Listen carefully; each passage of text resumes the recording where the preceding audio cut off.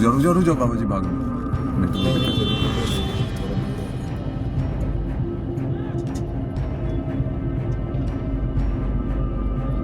जी हाँ दोस्तों, उत्तराखंड देवभूमि में वो स्थान जो देव का स्थान है, हरिद्वार से एक बड़ी खबर, एक सनसनीखेज खबर, हड़कंप मचा देने वाली खबर सामने आई। सरकारी जमीन पर जांच के दौरान अचानक हिंसा, अचानक गोलियां चली। जमीन विवाद एक खौफनाक कांड में बदल गया। इस फायरिंग में 2 लोग गंभीर रूप से घायल हो गए, जिसमें जिला पंचायत उपाध्यक्ष अमित चौहान के भाई सचिन चौहान भी शामिल हैं। पुलिस ने मौके पर पहुंचकर स्थिति को काबू किया, जबकि घायलों को इलाज के लिए हायर सेंटर रेफर किया गया। लेकिन मामला क्या था, हुआ क्या? बीते कुछ वक्त से हरिद्वार में कानून को चुनौती देने वाले लोग कौन हैं? ये मसला क्या सियासत से जुड़ा हुआ है? बताऊंगा आपको पूरी खबर अपनी इस रिपोर्ट के जरिए। नमस्कार, पहला मैं पंकज रौतेला, आप देख रहे हैं अपना उत्तराखंड न्यूज। दोस्तों, हरिद्वार के पंजनहेड़ी गांव से यह खबर सामने आई। सरकारी जमीन पर कब्जा हो रहा था और उस कब्जे की जांच को लेकर जहां प्रशासनिक अधिकारी एक्टिव थे, प्रशासनिक टीमें पहुंची थी। इसी दौरान 2 पक्षों के बीच विवाद इतना बढ़ गया कि दिन दहाड़े फायरिंग हो गई, गोलियां दंदनाकर चली। गोलीकांड में जिला पंचायत उपाध्यक्ष अमित चौहान के भाई सचिन चौहान घायल हुए। एक अन्य ग्रामीण भी इसका शिकार हो गया। पुलिस प्रशासन के सामने एक बड़ी चुनौती पेश हो गई। हालांकि हालात को नियंत्रण करने में पुलिस जुटी रही, जबकि घायलों को इलाज के लिए हायर सेंटर पहुंचा दिया गया। मामला बड़ा है और हैरान करने वाला है, क्योंकि इस पूरे घटनाक्रम पर कई तरह की चर्चाएं तेज हो चली हैं। कनकल थाना क्षेत्र में हुए इस गोलीकांड से हड़कंप मचा है, जहां और अफरा तफरी देखने को मिली। बताया यह गया कि सरकारी जमीन पर कब्जा हो रहा था, शिकायत लगातार मिल रही थी। जांच के लिए प्रशासनिक टीमें पहुंची तो गोलियां चल गई। इस दौरान सियासी कनेक्शन भी सामने आया। सियासत से जुड़े हुए लोग इस गोलीकांड का शिकार हुए, जिसमें अमित चौहान के भाई सचिन चौहान का जिक्र। संदिग्ध परिस्थितियों में गोली लगी है। संदिग्ध परिस्थितियां मतलब समझा जा सकता है। दोस्तों, गोली लगने से सचिन चौहान गंभीर रूप से घायल हुए। मेरा नाम Atul Chauhan, Nurpur Panjnedi, son of doctor Sukhbir Singh. मेरे द्वारा पंचायत की भूमि और अवैध कॉलोनियों के विषय में लगातार प्रशासन को शिकायत की जा रही थी। फिर जब शिकायतों पर कोई कार्रवाई नहीं हुई तो मेरे द्वारा एक जिन्नत PIL दाखिल हाईकोर्ट में की गई। जो PIL दाखिल मैंने की तो माफियाओं द्वारा मुझे धमकाने का, पहले भी एक बार मारने का प्रयास किया गया, जान से मारने का। उसके बाद मैंने अपनी प्रोटेक्शन के लिए पुलिस से गुहार लगाई और फिर हाईकोर्ट में पिटीशन दाखिल की, लेकिन इसके बाद भी मुझे कोई सुरक्षा नहीं दी गई।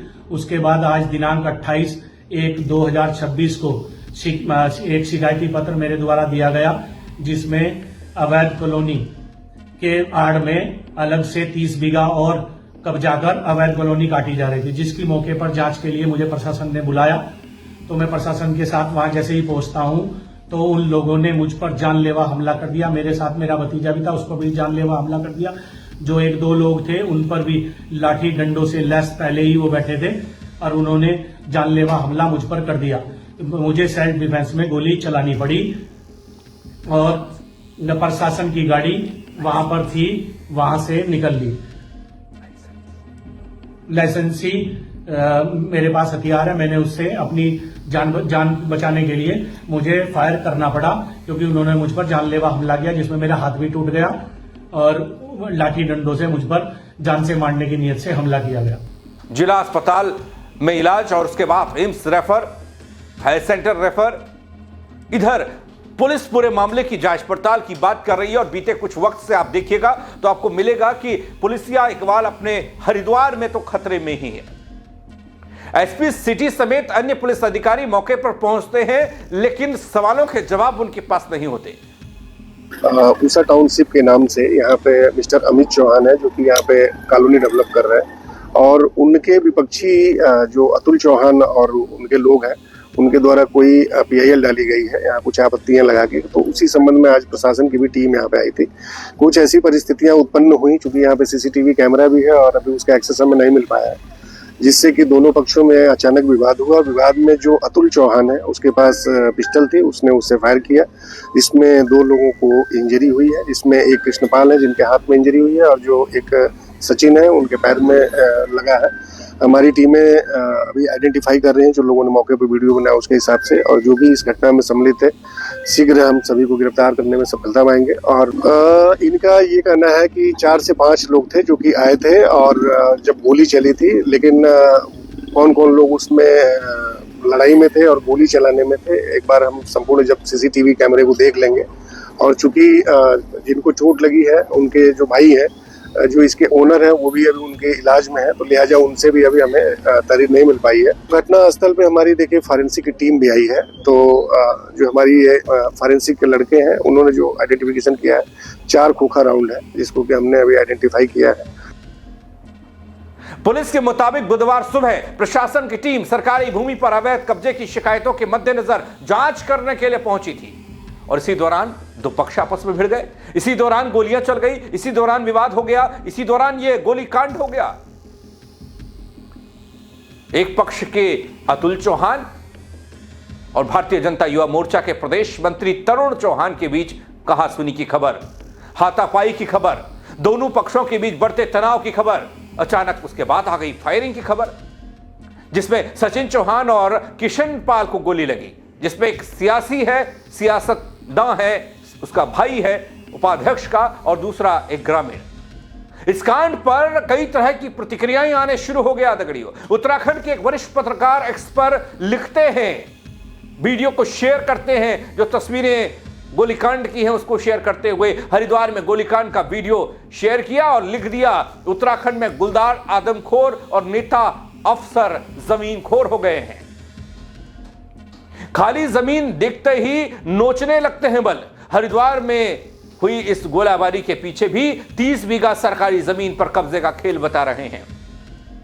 इस कब्जे के पीछे बीजेपी का एक कुख्यात कालनेमी बताया गया। कौन है वो जिसकी चर्चाएं हो रही हैं चारों ओर, जिसने पिछले साल कुंभ की जमीन पर भी कब्जा किया था। मामला जब मीडिया में आया, सुर्खियों में आया, सवाल जवाब होने लगे, तो भारी मन से प्रशासन को वो जमीन आधी अधूरी मुक्त करानी पड़ी। अब दोस्तों, ये वाला बड़ा कांड, ये वाला बड़ा खेल क्या है? क्या इस पूरे मामले में सियासत का पर्दे के पीछे बड़ा रोल है? क्योंकि ऐसी प्रतिक्रियाएं कई सवालों को जन्म देने वाली हैं। इधर SP सिटी अभय प्रताप को आप सुनेंगे तो उसमें कुछ नया आपको मिलेगा नहीं। कानून व्यवस्था चुनौती बनी हुई है, लेकिन उन सब के बावजूद भी रटा रटाया जवाब पुलिस प्रशासन की तरफ से आता है। इस गांव में जमीन विवाद को लेकर 2 पक्षों में विवाद हो गया, पुलिस कहती है, जिसमें 2 लोगों को गोली लगी, ये सब जानते हैं। गोली लगने के बाद दोनों को अस्पताल भेजा गया, हायर सेंटर भेजा गया। भाई इसमें नया क्या है? आप अपराधियों को लेकर बयान दीजिए।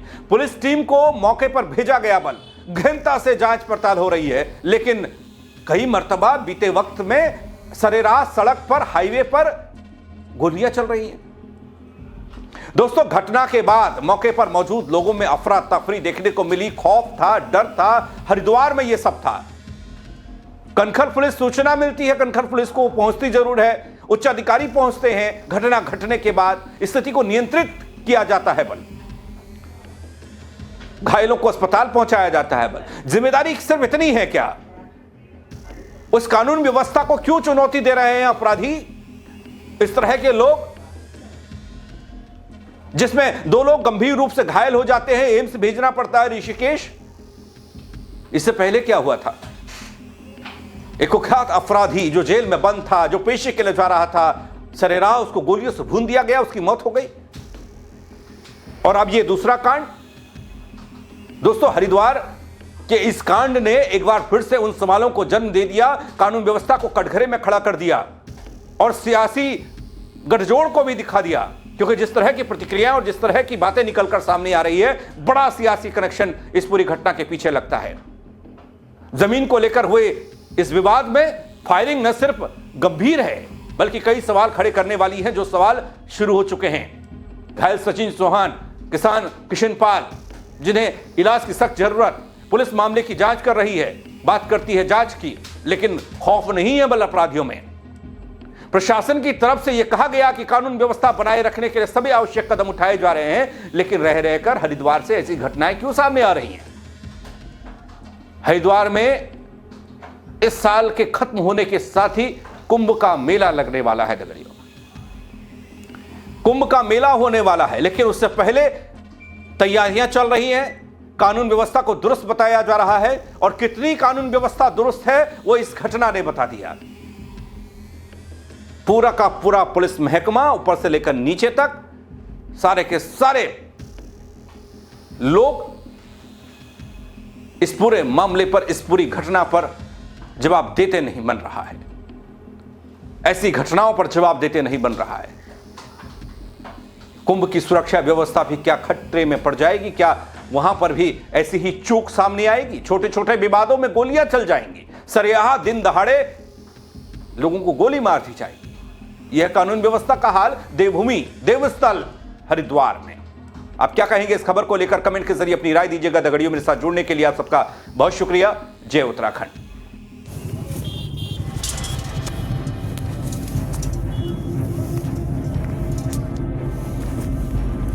रुक जाओ बाबा जी, भाग लो।